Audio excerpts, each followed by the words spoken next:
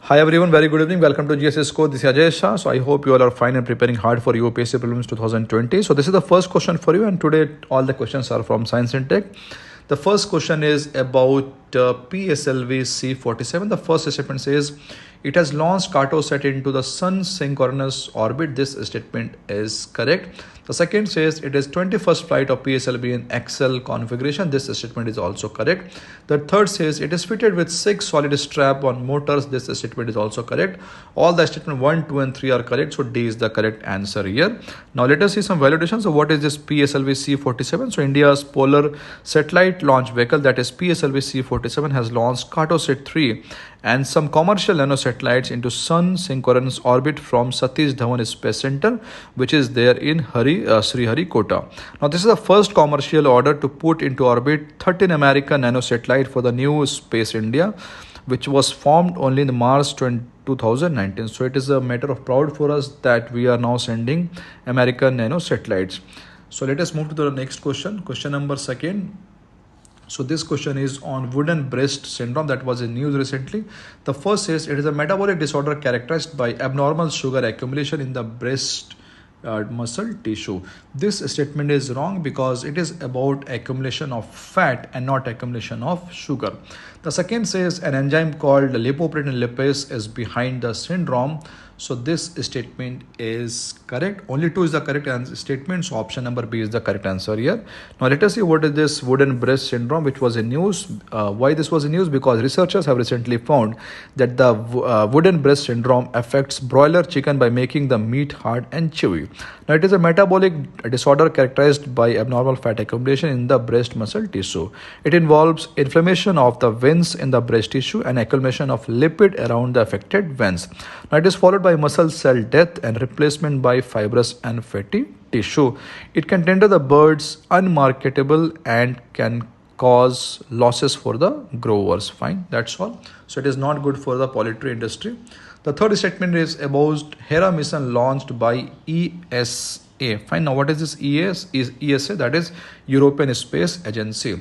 So it's solar winds analysis, Jupiter probe, asteroid deflection, space observation. So what is the correct answer? The correct answer is it's about asteroid deflection. Now what is this? So Hera mission, in this Hera mission, scientists are studying asteroids and trying to find ways to deflect them from a collision course with the Earth. Now one such project is Asteroid Impact and Deflection Assessment, that is AIDA, which includes NASA's Double Asteroid Redirection Test, that is DART mission, and European Space Agency's mission, that is Hera, which is the part of this question. That's all. Now question number 4 is about Vigyan Samagam. Fine. So the first says it is a multi-project exhibition organized by DRDO in collaboration with ISRO. So this statement is wrong because Vigyan, this Samagam, is organized by Department of Atomic Energy and not by DRDO or ISRO. The second says it aims to celebrate India's participation as one of the core contributors in international collaborative mega science projects. This statement is correct. The third says the exhibition will be organized in 4 districts in India, including Mumbai, Bengaluru, Kolkata and Delhi. This statement is also correct. So 2 and 3 are correct statement here. So correct answer will be option number B. Now let us see what is this Vigyan Samagam. So it is a multi-project, multi-venue exhibition organized by Department of Atomic Energy to showcase India's collaborative contribution to cutting-edge mega-scale international scientific research. Now it is the first of its kind ambitious public outreach program in India for popularization of science. Now it is conceived with the aim of providing a common interactive platform for industry, academia and also institution. Now it was launched in Mumbai as the first venue in May 2019, and Vigyan Samagam will be organized in 4 cities of India, including Bengaluru, Kolkata and Delhi. That's all. Now question number 5 is about FASTag. So you people might be aware about this FASTag, which was in news. So the first statement says FASTag is an electronic toll collection system in India. So this statement is very easy to guess, it's correct. The second says FASTag is a device which works on radio frequency identification, RFID technology. This statement is also correct. The third says the device can be used for lifetime and transferred to another vehicle. So in this, the device can be used for lifetime, but it cannot be transferred to another vehicle. This statement is wrong. So only 1 and 2 are correct. So B will be the correct answer. Now what is this FASTag? So FASTag is an electronic toll connection system in India operated by National Highway Authority of India.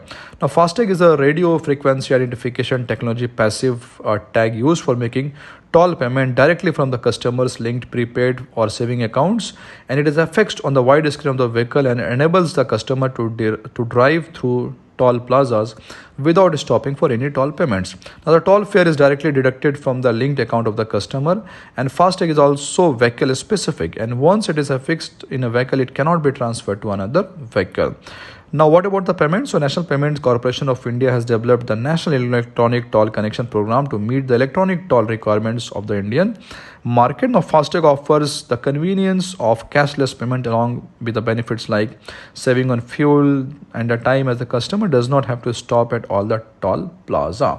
And apart from this, you can also guess that this kind of electronic payment on the toll plaza and all this will stop those nuisance also which we often hear on toll plaza by many kind of politicians and all. Fine. So this will put end to all such kinds of public nuisance. So let's move to the next question.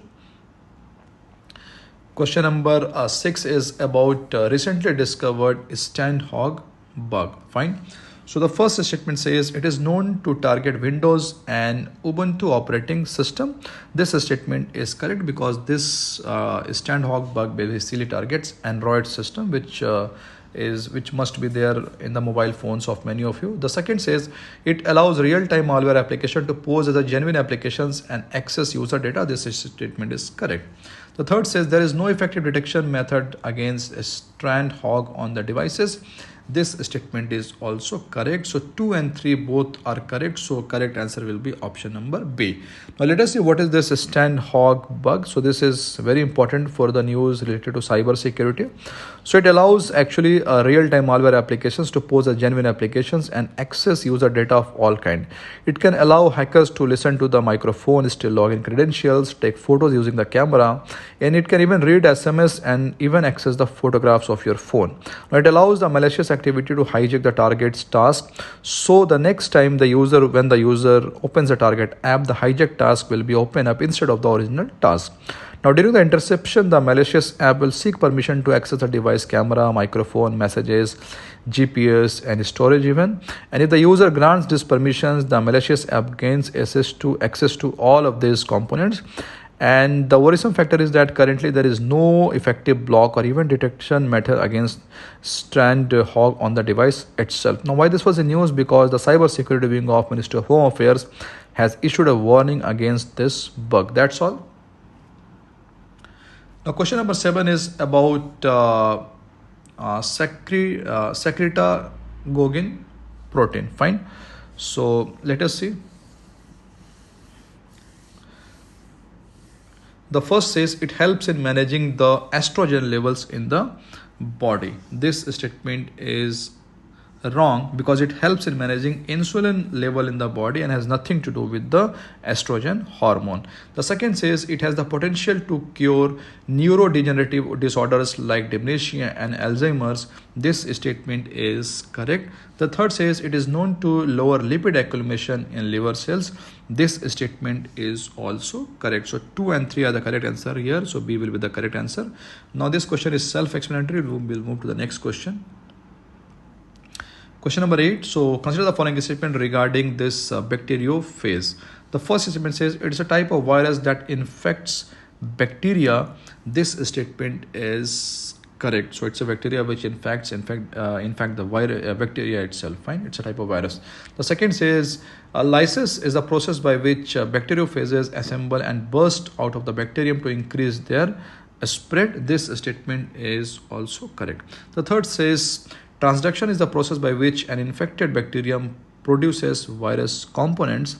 This statement is wrong because transduction is the process by which a virus transfers genetic materials from one bacterium to another. So only 1 and 2 are correct here. So correct answer will be option number A. Now some validations of what is this bacteriophage. So bacteriophage is a type of virus that infects bacteria. Now all the bacteriophages are composed of a nucleic acid molecule and that is surrounded by a protein structure. A bacteriophage attaches itself to a susceptible bacterium and infects the host cell. Following the infection, the bacteriophage hijacks the bacterium's cellular machinery to prevent it from producing bacterial components and instead forces the cell to produce viral components. That's all. We'll move to the next question. Now, question number 9 is regarding RISAT 2BR1 satellites of India. The first says it is a radar imaging Earth observation satellite. So this statement is correct. The second says it was placed in low Earth orbit by GSLV launch vehicle. So this statement is wrong because it was launched by PSLV C-48 launch vehicle into the low Earth orbit and not by GSLV vehicle. Fine. Now the third statement says that launch also accompanied commercial satellites of USA, Japan, Italy and Israel. This statement is correct. So 1 and 3 are correct answer here. So C will be the correct answer here. Now some value addition. So what is this RISAT 2BR1? So the latest spy satellite, this RISAT 2BR1, and 9 foreign satellites were launched by ISRO in December 2019. Now the launch vehicle, that is PSLV C-48, took off from the Satish Dhawan Space Center in Sriharikota, Andhra Pradesh. Now apart from the being used for military purpose, it has application in the fields such as agriculture, the disaster management, support, etc.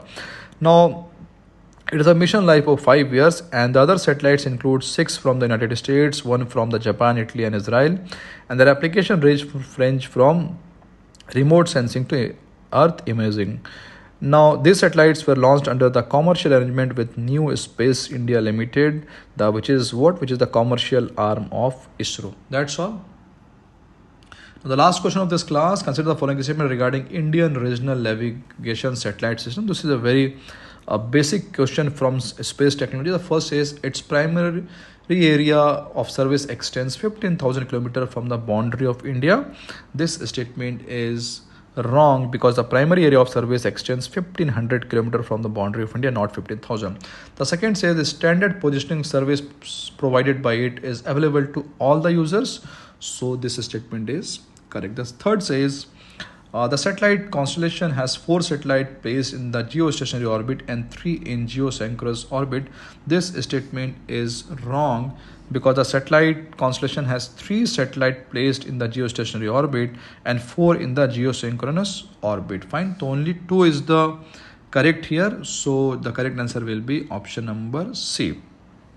So what is this Indian Regional Navigational Satellite System, IRNSS? So IRNSS is an independent regional navigation satellite system being developed by India. Now it is developed to provide accurate position information service to the users of India as well as region extending up to 1500 km from its boundary, which is a primary service area. Now this will provide 2 types of services, namely standard positioning services, which is provided to all the users, and then restricted service, which is encrypted service provided only to the authorized user. Now while the IRNSS-1A failed in the orbit, 3 satellites, that is IRNSS-1C, then 1F and 1G, are located in the suitable orbital slots in the geostationary orbit. So that's all for today. I hope you liked the class. Please like and subscribe our channel for more such videos. Thank you very much. Have a good day.